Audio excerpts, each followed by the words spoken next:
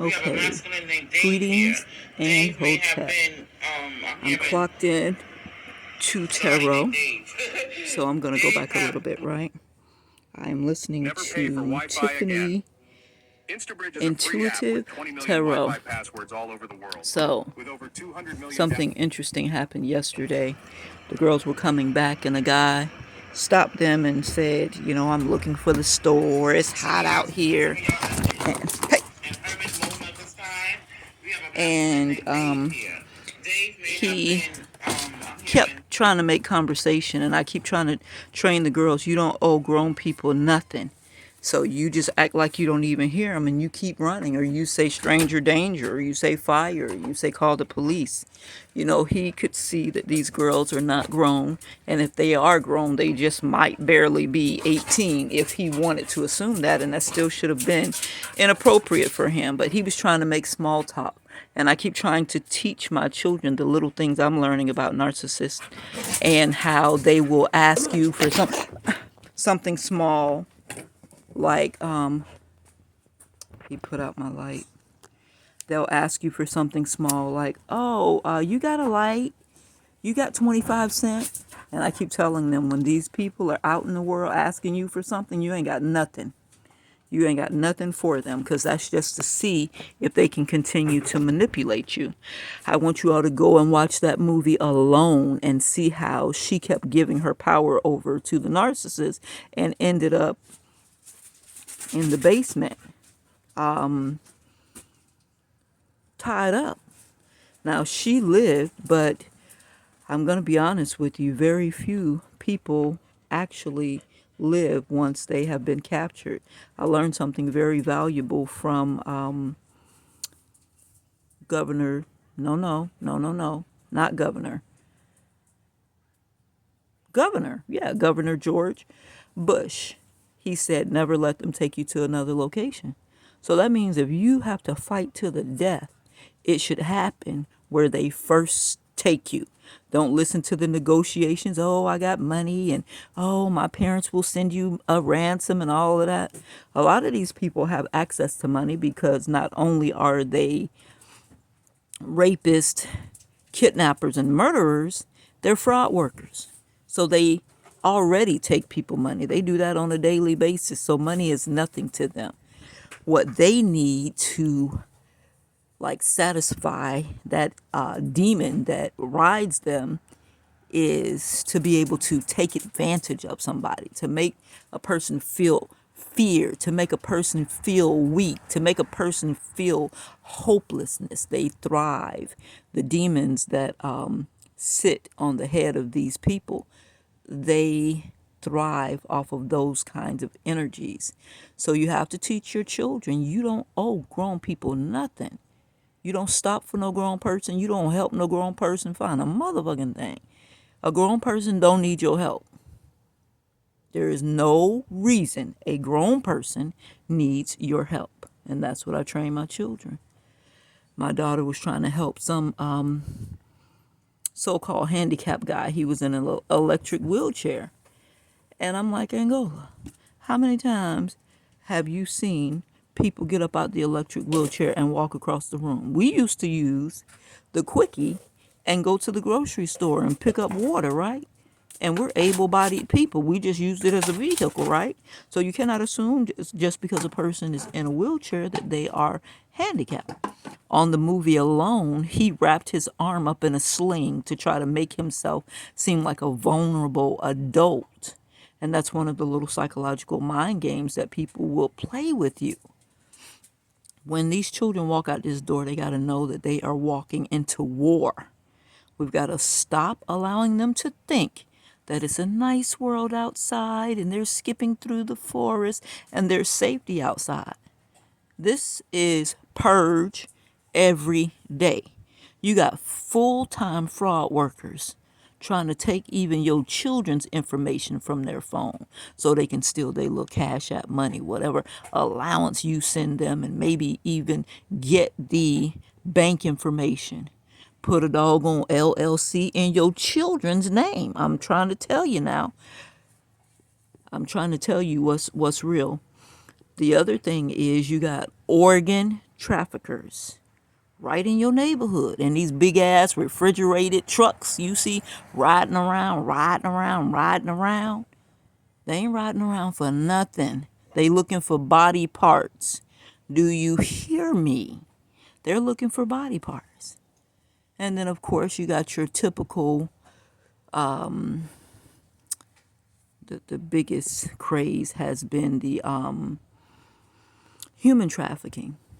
And they want to take them to warrior dome houses where women live in a house and they, watch them do everything. All these smart houses and shit y'all thought was such a smart idea. Now the hackers know where you are, this, that. Allegedly, they had planned to kill me and get paid off of a snuff film. So this is what I'm just learning about. A snuff film is when people pay these subscriptions and sit around and watch somebody else murder you. Usually before the murder, it's watch you get humiliated, beg for your life. Please, please, I'll do anything. I'll do anything. Okay, well, let me shit on your belly and I want you to eat some. Okay, let me pee in your mouth and I want you to drink it. They have to just get downright just yucky. And then they kill you anyway. So again, if you're going to go, take somebody with you. I meant just say, dear angels of God, host of angels, everybody. Michael, Raziel, Zedekiel, Haniel, Uriel, Raguel, Ariel, Vehuel, and those that I cannot name, all angels in the force of heaven, help me to take this mother sucker with me so that the world won't have to deal with him. Not one more woman got to deal with this guy because I'm going to take him with me. And I promise you the angels will help you. Not only that, we need to be preparing. My daughter said, Mom, I want to go to the shooting range with you. And I said, yes, we're going to do that. And it's taken too long. I need to just make it happen. We need to be in defense classes. We need to be preparing. And I ain't going to say the girls especially because, as Drake said, girls like girls where I'm from. Where I'm from, boys like boys. They done figured this thing out. Shit, if we were a boy, he can't get pregnant. We want to both hide, so I ain't got to worry about no gossip. So, if you ain't watching and you ain't got no PI tailing this man 24/7, then, I'm going golfing. I'm going to play basketball. Me and the fellas going, whatever. And that can be a cover for, my training finna tighten me up. And it ain't got to be no transsexual. It could be a straight up man tightening up a straight up man. And of course, we all know that this is happening. Most people still want to live in this fairy tale world. My man, my husband, he like to cook for me. He rub my feet. He this, he that. Whenever things are out of balance and it seems so good to be true, you need to be investigating beneath that. Soul sister, beneath that. And I guess I'm going to say it in every video when I'm talking about prevention. There are men who are marrying women that they do not love. Women did this for years, for decades, I would say. And now the men have caught on. And you saw Terry McMillan go through it, even though to me, when you looked at that man, you could tell he was a homosexual. But I underestimate the gifts that the Creator has given me. When I look in a person's face, I can pretty much 95% tell now that I am looking for that. I can pretty much see the energy on a person if they have been violated in their anus. I think it breaks something open and it does something to the soul, the spirit that lives within you, and you see it. And they'll be saying, oh, it ain't never happened to me. Yeah, I hear you. But we know the truth. And it's such a horrific thing. I really feel like most of the people that this is happening to, it's by force.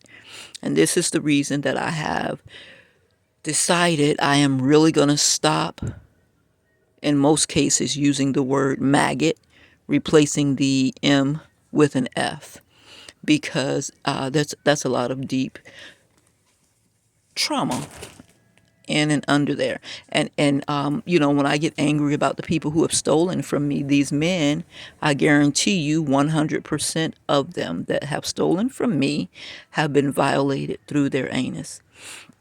And I really want to go so far to say that none of it has been voluntary.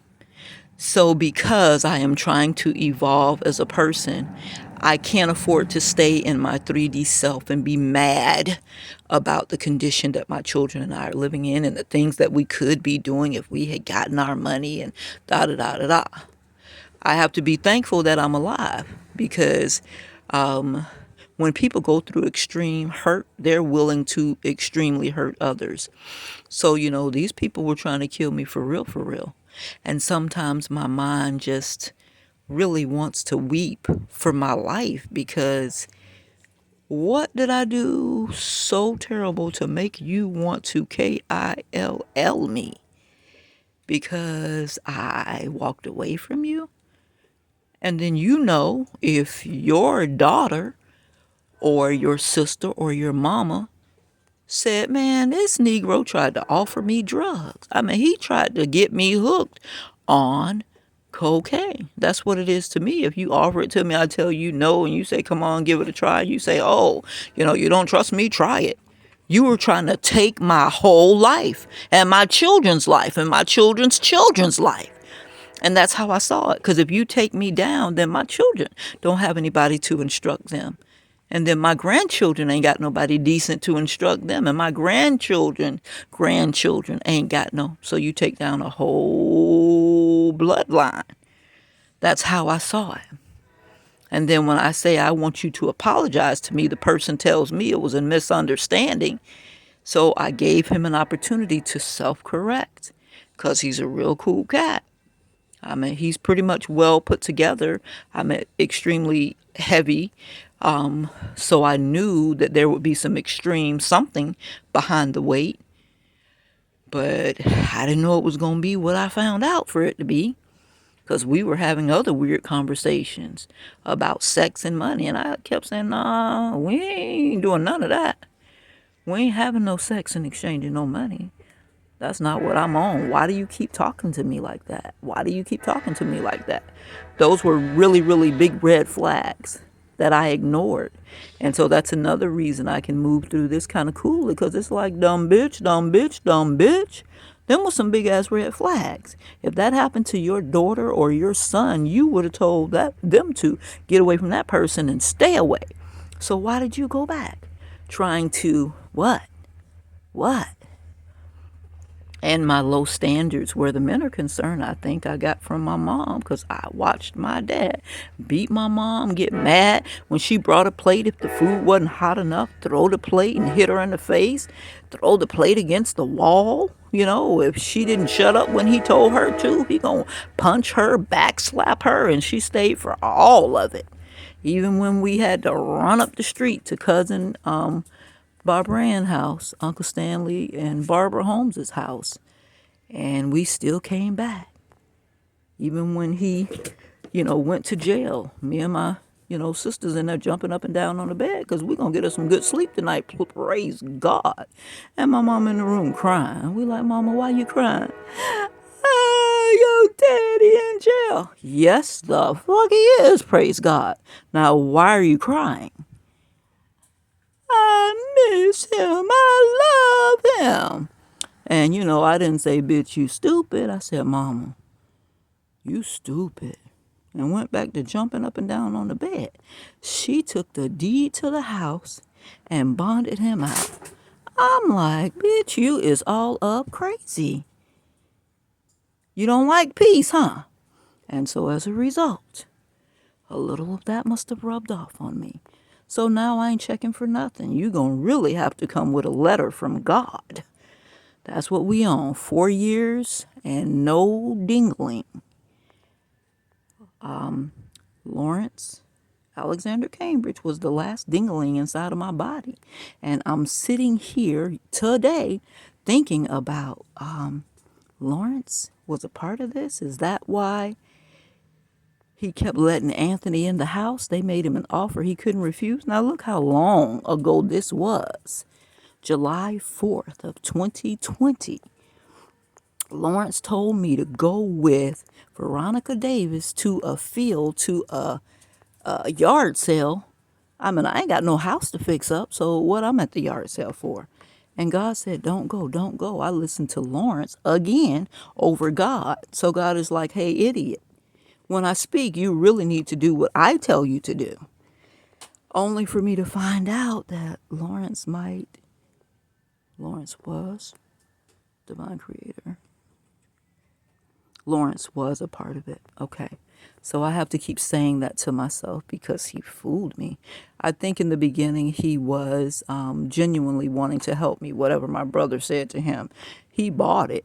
Or maybe it was the, hey, we'll give you this amount of money to do this to her. And that's what he really bought. And so I don't know. I'm just thankful to be alive. I don't have time to get into my emotions and feelings about this. I mean, I didn't know Lawrence that long. 3 months. I didn't go to Lawrence's house to become no mate to him. I was trying to find a safe place to sleep and figure out how to deal with my brother without locking him up. So I did the same thing my mom did. When that nigga pushed that dresser against me, I should have called 911 and let them carry his ass right down there to that jailhouse. Years ago, when he picked me up by my neck and took me over to them bushes at Ava's house on Ola Street, I should have called 911 and let them go ahead and deal with him. But my mom trained me that no, you don't do that to men you love. So for a long time, I've been trying to protect him, and really, it's not protection. Protection would be for him to go ahead and deal with the issues inside of him, let him do his shadow work and healing so that he can become the man that God would like him to be, so that he can be a true protector.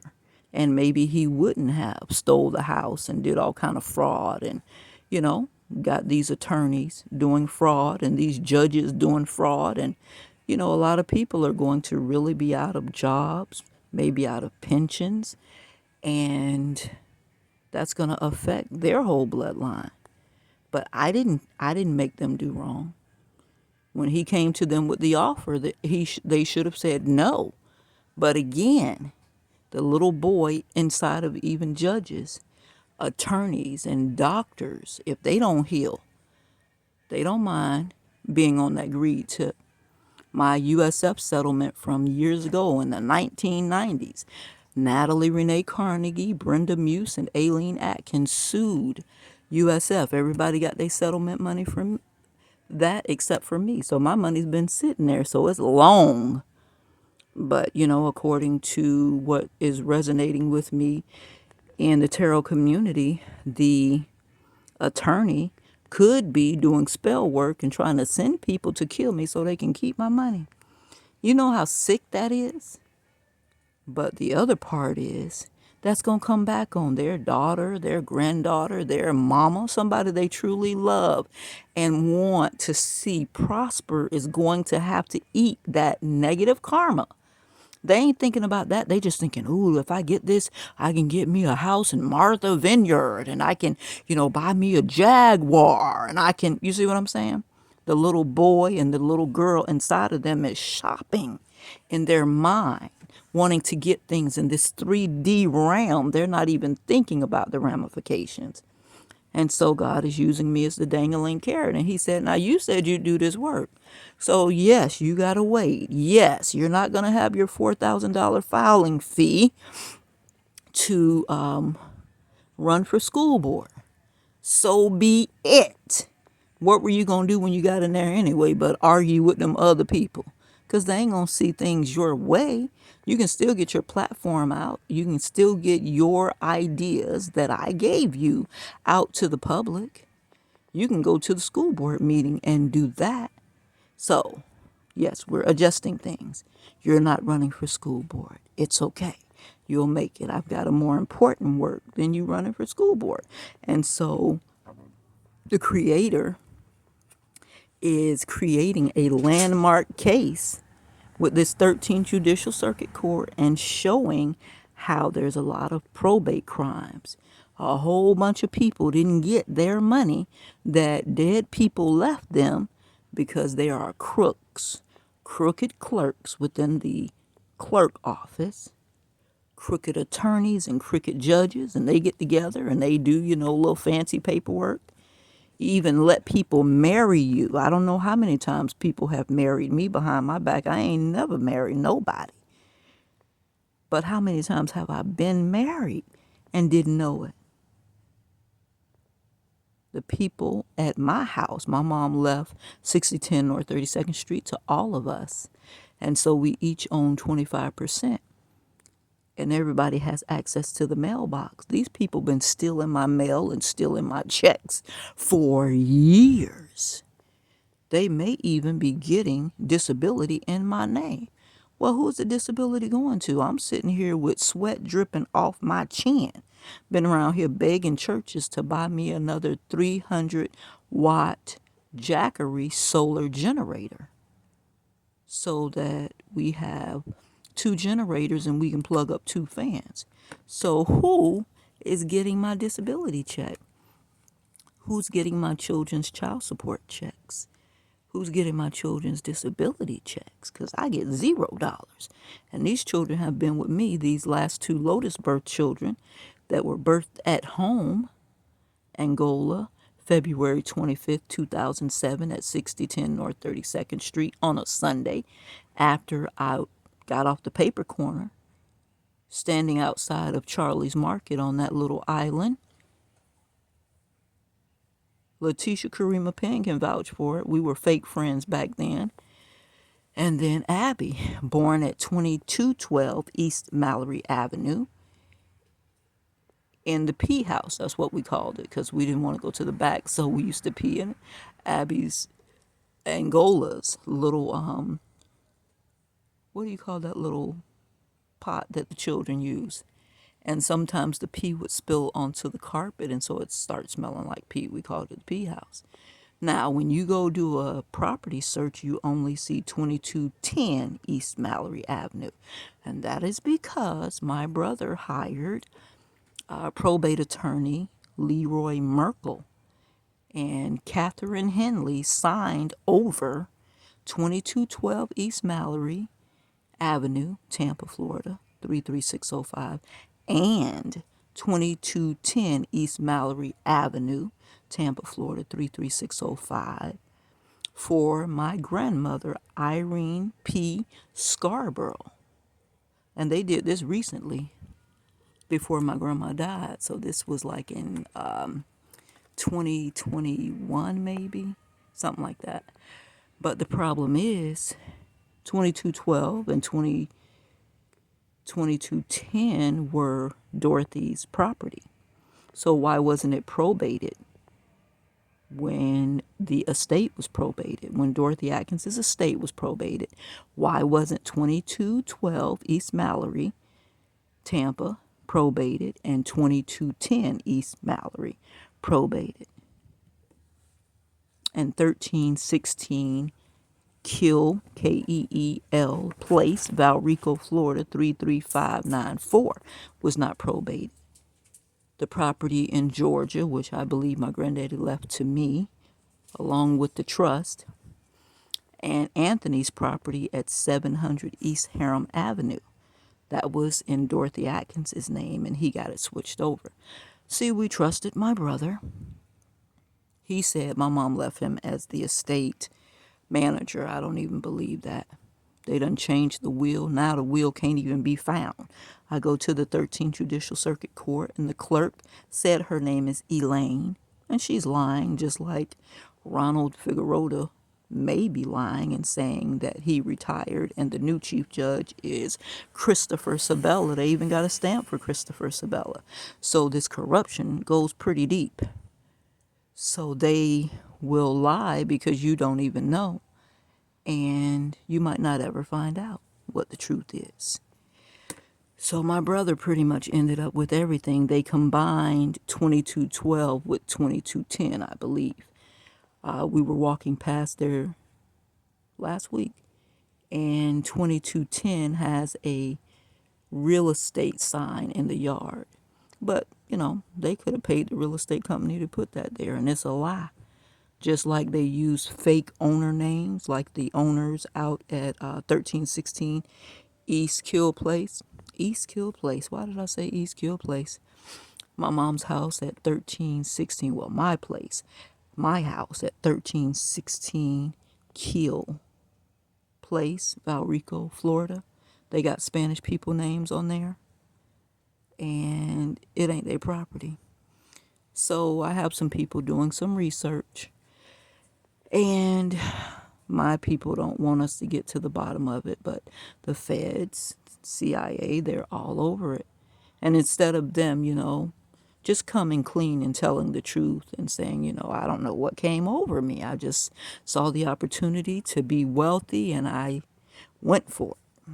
They want to keep playing these games and sending people to try to, what? Cause me as much harm as possible. If that's disconnect me from my children through, DCF or, whatever they can do. Send some man to rape my children and cause trauma and take my mind off of that. Whether it's send some man to come and love bomb me, marry me, and slowly poison me through the coffee, and him fixing me these fine meals because, he's a chef, whatever it is. So you all take all of this into consideration when you're dealing with people. People really ain't ish. So because I'm full, I'm always thinking I'm going to say a little bit and then I end up saying a lot. So this conversation started because she said Dave. Now there's two Daves that I know. One Dave is a white guy who used to ride around in a wheelchair. He owned a property on Cayuga across from Potter Elementary, and he said he was going to sell me that property for $7,000, 25 feet wide by 100 feet deep. And he was supposed to be some kind of engineer from MIT. Now that I'm learning about fraud, and fraud workers, none of that might not be true. His other name was Frank, so I don't even know if any of those names are real. If his name is Frank, if his name is Dave, I don't know who that man is. He has a business partner that owns a motorcycle shop on, what's the name of that street? Nebraska, that I worked for a little bit. I lied and told, what's his name? Lawrence, that I got paid, but I borrowed money. This is back in 2020. I borrowed money, or was this 2019? Let me see. It was 2019 or 2020. I borrowed money from James Johnson and pretended like the Jewish guy who owns the motorcycle shop paid me. The Jewish guy wasn't going to pay me, and I didn't know how to make him pay me. And to me, he seems like the kind of guy that if you start something with, they'll send some bikers to come and try to kill you straight up. That's what I thought. And I thought the spirit of greed is all over him. He has a massive belly, and people who are greedy, they are murderous also. So I said, the couple of weeks, did I work there a couple of weeks? Maybe 2 days a week for a couple of weeks. They were stealing off of the car. I asked him if I could park the car where I could see it. He told me, no, park it over here. So I was just peeping the game a little bit. He wants me to park my car where I can't see it. And then the air conditioner didn't blow right. So I'm like, well, did the children still Freon? Can they still Freon? Then they took the little caps off of the tire. He had some cute little like dice, orange dice caps that match the color of the car. And I just noticed things being missing off of the car. there were some young African American males that worked there fixing on motorbikes and stuff. And I try to support our youth, but a lot of our youth are just thieves, and that's just what it is. And I think that happens in every culture, but I went against my spidey senses. After my brother came to talk to Lawrence, Lawrence was saying, "Oh yeah, your sister's doing such a great job. She done helped me organize things, and we're juicing carrots and juicing ginger and juicing apples." And my brother said to him, "Why would you let my sister come and bring confusion to your house?" Right? So this man is telling him wonderful things that I'm doing at his house. And he said, "Why would you let my sister bring confusion?" So I told Lawrence, "Don't let my brother come back in. My brother has legions of demons, okay? He is a host. He ain't got a few demons. He got a legion. My brother can't say nothing and can't do nothing. He in there somewhere way in the background. But the demons running things up in there." And when I left for work, I drove Lawrence's car, and this is way back in 2019 or 2020.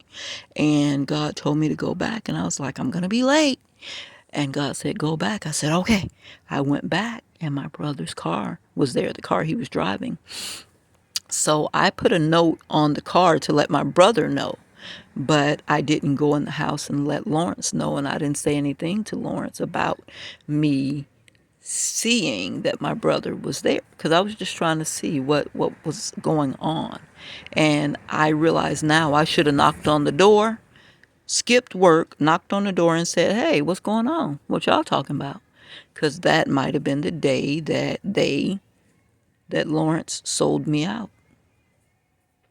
And maybe what was supposed to happen in that field, because Veronica Davis was trying to introduce me to Miss Connie, her friend, daughter's husband. And he was coming across the field in a red shirt and some black shorts. So I said, "Shit, that looked like Eshu to me." So that Eshu is a trickster in the Santerian, or is it Ifa? He's an energy that tricks people. So she said, "Oh, that's Connie's daughter's husband." And I said, "Okay, I'm going to sit in your car." And I moved away. That nigga, I didn't even speak. I don't know his name. I don't know what the hell she said, but I went and sat in the car. So I was saying to God yesterday, well, what was supposed to happen? Because for a long time, I thought that they were going to get JJ to shoot me, because I had been shot at ABM while working at the golf course on a foggy December morning. It was a Friday at hole number 3. And so I'm a little shell shocked still. But I really think now that the tarot readers are saying that they had a staged fight, they were going to stage a fight, and then I was supposed to end up maimed or killed. So maybe that day I was supposed to be introduced to him, and then he and I would be having casual conversation. The daughter would pull back up and be like, "Why you talking to my husband? Oh, you being friendly?" And then she would have, fought me, shot me, whatever, right? But God said, "Remove yourself." And I obeyed God, and I went and sat in the vehicle. And Miss Veronica kept lingering on. I'm like, I'm going to go back and check on, I'm going to go back and check on Lawrence. And she was like, "Oh, well, go over to the fish market and buy me some mullet." And I stood outside. I was like number 12 in line, only to get in there, and they ain't have no mullet. I said, "I'm just going to walk back." And then she said, "Well, y'all want something to drink?" And we drank a couple of juice boxes. And I probably shouldn't have done that, because women can, stick things in them little cartons and drug you too. And something happened to me. Something happened to my knees. And, well, something happened to other body parts too, but for sure my knees. And according to tarot, they did some real terrible things to me while I was knocked out. Do I want to talk about that now? No. Okay, so she took me back to the house and Lawrence was looking weird in the eyes. I said, "Did somebody come here?" He said, "Yes." I said, "Did you drink or eat something?" He said, "Yes." I said, "Who came here?" He would never tell me. To this day, he ain't tell me. And I don't know if Lawrence is alive or dead. He's a part of the faking, the death and getting insurance policies. I don't know. To this day, I don't know. And he didn't tell me anything. So after that, he was dropped off. He went to see his doctor. The lady next door that owns that Fat Albert daycare was like, "You need to go to the doctor and I'll take you if you want me to, that kind of thing." And I took him to the doctor and the doctor said, "Oh, are you family?" And I said, "No." So he had me step out like he had some bad news to tell him, right? And this could have been stage 2. And then after that, he said he wanted to be dropped off to the hospital. I took him. He said they diagnosed him with having COVID. They were all walking around at the hospital with no masks on. And then they released him, but they ain't give him nothing really to fight it. I mean, no antibiotics. I mean, that should have been basic.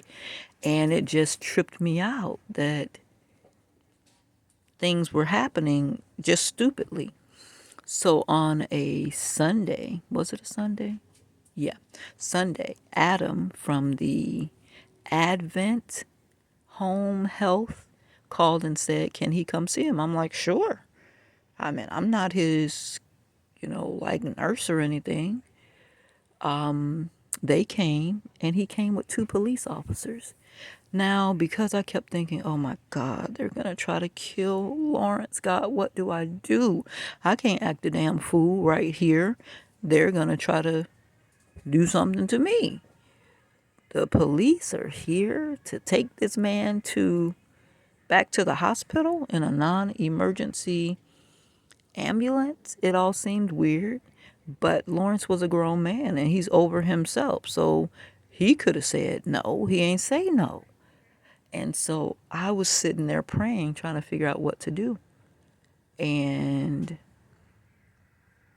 they took him back to the hospital. Okay? And then when I was supposed to be praying and trying to fast to ask God to please not let him die. As a Jehovah's Witness, they don't believe in blood transfusions and stuff. So I was asking John Waldron, what should I tell his daughter to do as a line of treatment? And he was telling me about budesonide. It was a steroid that was being used by a doctor in Texas, and it was being pretty effective in slowing down and killing, kind of like suffocating the COVID. So I told her that, that's the best I knew to do. I mean, I don't know how to instruct anybody to heal in that way. So I shared with her what I thought. And I was supposed to be fasting for 3 days. I told her I was going to fast and pray for 3 days. I made it through 2. And then on the second day, I said, "God, I'm hungry. Can I please break fast?" And God probably said no, but I went to Hurricane anyway to get one of them little $5 plates. And I saw Chris Freeman, the code enforcement guy. He said, "The guy that you were helping that had the COVID, whatever happened?" I said, "I don't know. I need to call and check on him." So I got the plate and I ate. I broke fast, which was wrong. I should have just stuck out that 3rd day. And then when I called his daughter Rita, she said, "My daddy died. My daddy died on the 13th, July 13th of 2020. And I said, and hung up the phone. I couldn't believe it because I felt like if you had been more serious about your fasting and praying, he would have lived. And I've always felt like I had the ability to heal people because God gave me the ability to heal people. But God only gives you the ability to heal people that he wants healed.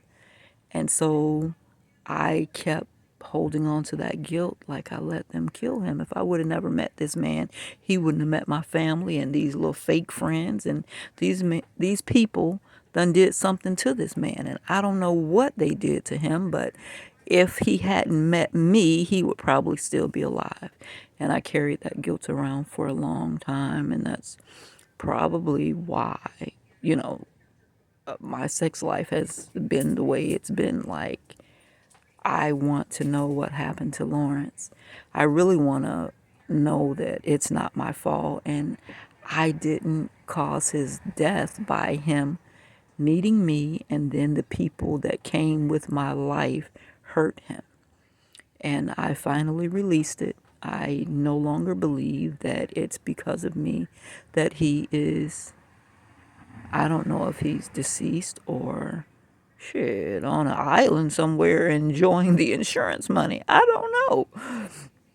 But I stopped visiting his gravesite because I just felt like I don't think he's really dead. So his daughter seemed to really be angry with me, and I can't really have a reasonable conversation with her, or I couldn't back then. We're talking 4 years ago now. This July 13th will be 4 years that he is allegedly dead. So I don't know. I didn't enter that man's life to cause him any harm. He said he was going to help me. I was already helping him, and we were going to help each other. He had some kind of ministry in China he wanted to do. He didn't tell me what it was. He said we can help so many black people with whatever it was. And I was working to open a resource center so that I could help children, indigo crystal children, many of them who have dyslexia, which that's just the old, I think that's just our ancient way of reading, returning, you know. We now read this way, but back in the day we used to read from that direction, right? So that's that. I did give Dave a ride. I asked him to ride with me to go take my dog to the vet because he had been poisoned, and at 6010 North 32nd Street, maybe at Lawrence's house. I don't know. I say that only because the dog started staying at Lawrence's house with me. He had asked me to go pick him up from the house. Lawrence and I live maybe one full block away and two short blocks from each other. He lived on Jean Street. So from Jean to Hannah is a block, really a half a block, and then from Hannah to Paris is half a block, so one full block. And we lived at 32nd Street, intersecting Paris, 6010 North 32nd Street. So it was a 2-minute walk from Lawrence's house to my house. So my children came down there every day. I cooked for them, and then we were having problems with our shower. You had to go out to the yard and use that little T thing to turn the water on. I'm alleging that my brother sprayed something on the knobs in the bathroom to freeze it because he wanted us out of the house so he could steal it. And he knew it wasn't going to be that easy because in my mom's will, she said, do not sell this house. And my 3 siblings wanted to sell it anyway. So because they are going against the will of their mother, only bad things are going to happen. Even the little money that they so-called got from the alleged sale January of 2023, they so-called sold the house for $306,000, but they're telling me to go to the courthouse and pick up $19,000. Who's retarded? Who's retarded? And I have not made my way to go get no damn $19,000. Are you crazy? And as soon as I sign it, they'll be like, oh, well, you signed the agreement, so that's all you gonna get. Nigga, no, I can count. I can count. So $306,000, you split, what was owed on the house. Now he said it was $60,000 owed, 4444. So let's take $306,000. I don't know what the circumstances are. If I don't think it was sold through a realtor, so I ain't calculating no real estate fees. So you pay Jervik Holding their $60,000. They tried to charge me with $10,000 for code enforcement. That's $70,000. Who else is owed?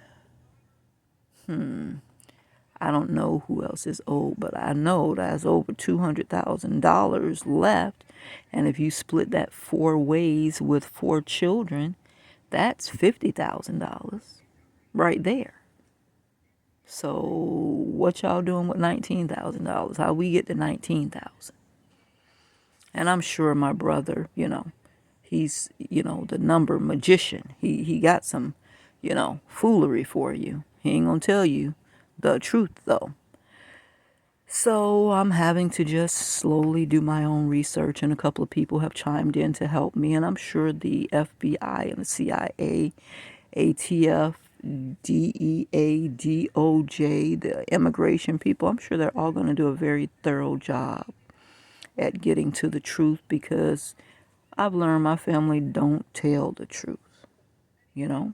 For them to be getting PPP loans in my name, getting unemployment in my name, and they're sitting right underneath me, see me struggling, and they don't even give me none of the money. They stealing from me. It's like, bitch, suffer. We want you to suffer. We hate you. That's the way they treat me. So thank God he loves me. And I think my brother is angry because years ago when he manipulated me to come stay with him in Opelika instead of me getting my apartment in Tampa Park and he dropping off my twins to me here, they always want to keep me in a subservient position. If I would have got my own apartment, that would have showed stability and strength. So he's like, oh no, you got to hurry up. You got to hurry up and come. You got to hurry up and come here. I got a job. I got to start. You got to hurry up and come here. Like the kids couldn't miss a couple of days of school. They could have. And I hurried down there like a little idiot and left my apartment in Tampa Park and ended up being under his rule. And one night it was hot. The lights went off. And I said, because God told me to close the door and sleep. Oh, no, you can't close the door. I said, well, I won't be sleeping. Because if God tells you to do something, it's really best that you do it. And I don't know if I thought somebody was going to break in and try to hurt us. I just knew that I felt uncomfortable trying to sleep with the door open. And if he's going to tell me I can't keep the door open, as grown as I am, yeah, no, we're not playing them kind of games. So it kept me under his control. I got a job in Coconut Creek, and he's telling me go get a job up the street at the, local Family Dollar so I can get shot to death. Like, hell no. I'm not, this is Opelika by Sherbandi Park. I'm not going to work up there. I went and got a professional job making $16 to $18 an hour. And I set up daycare. And he's talking about, you don't need to take that job because if something happens, you're going to depend on me to pick up the kids, my 2 children that would have been in daycare right up the block. And I would have had to get somebody else to probably pick up Amun and Aset, my twins that he adopted after I got railroaded at the hospital over at Morton Plant Meese. I believe it was mostly politically orchestrated. I had upset some politicians, and I was doing a Reality Speaks TV show on the local public TV station, and God said, do not go on that TV station pregnant. And I thought I was big and bad and I had some power. I disobeyed God and they retaliated against me, I'm alleging. And my family helped in the background. So they ended up calling me crazy because saying I was hearing voices because I was talking to my babies in my womb. Well, I didn't hear voices. I had a spiritual conversation with babies in my womb. You know, a mother is like, oh, I think the baby's hungry. You have different sensings that, you know, the children in your womb are feeling. But it wasn't like they were imaginary. There were two children in my womb. They were just underneath some skin, but they were real. And they took that and tried to make me be crazy, rolled me down to the psych ward in a wheelchair because they forced me to have a C-section, saying that if I gave natural childbirth, we were all going to die. This was at Morton Plant Mease Hospital in Clearwater Beach, Florida. They went in my hospital room and stole both of my placentas. I had a boy and a girl. So that means both of these children had their own placenta because it was a fraternal twins, not identical. And they did some more terrible things. By the time we got into the court system, I was being Miss Activist and standing up for my rights, and I'm a Lotus birth activist. Child, them people didn't hear nothing I said, and they railroaded me and called me crazy. And I had a black attorney at the end, Barbara Twine Thomas, who turned out to be a judge here in the 13th Judicial Circuit Court. I guess that was her reward for killing my activism by saying, you know, Your Honor, she crazy. She ain't taking her medicine. They were trying to take my mind by putting me on medicines. There was no probable cause for them to ever take my children, and they took them.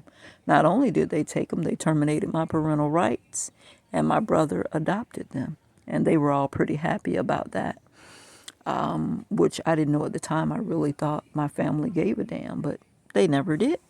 They were doing little slick things behind the scene to be not supportive of me, to speak negatively of me. And I kept doing things to support them and to speak positively of them and to affirm their family and to help them, you know, keep their family unit. And they worked against me. But we made it through. My children turned 20 on May 26th of 2024. They didn't have very much support. They didn't, you know, get the graduation cards with cash in it, and their car that I kept for them, that was taken by A-plus Properties when they came to illegally evict me from my childhood home at 6010 North 32nd Street. They evicted me, Amun, Aset, Angola, Abby, and my nephew, Alex. That's me, my four of my five children, and my nephew Alex. On June 2nd of 2022. So that was, let's see, today is the 7th. Today is the 7th. So 5 days ago, that would have been 2 years ago. Okay? And I must not be hurting too bad because I missed it. In my mind, I didn't feel no hurt, no pain. I guess God was like, child, you around here whining about that house when them fools was trying to kill you. If you would have kept drinking from that water cooler and they would have kept putting that arsenic in them damn yogurt containers and stuff, you'd be dead by now. So you need to be thankful that you got away from there so that you could watch what you eat and drink, and you're still alive. So be thankful. And I am very grateful to be alive. I haven't even been tugging and pulling with exercise on my, waistline and my belly because I do not want a hemorrhage. I don't want any internal bleeding. I don't know how long it takes to heal from arsenic poisoning, but I'm just taking it slow. I ain't got nobody to be getting cute for anyway. Excuse me. If I still do have a divine masculine, he will find my mind beautiful. He will find my heart beautiful. And he will even find me in my little Buddha pouch beautiful. So I'm not, stressing myself out about that. So that's a lot of story. That's a lot of story right there. So back to why we are talking about the Daves. Okay, so the Dave is the white guy. Now, the really heavy set Jewish guy who is Dave's business partner, I saw him at Battery, Square Deal Battery up on Lake and I forget the other side street, but he said that Dave died. Now, Dave probably is not dead. He probably killed Dave and created another identity, stole somebody else's identity or created another identity. But the last time I heard from Dave, I met him out at Progress Village and he said he had gotten married to his high school sweetheart from somewhere. And they moved into a house out in, damn it, I don't know. This was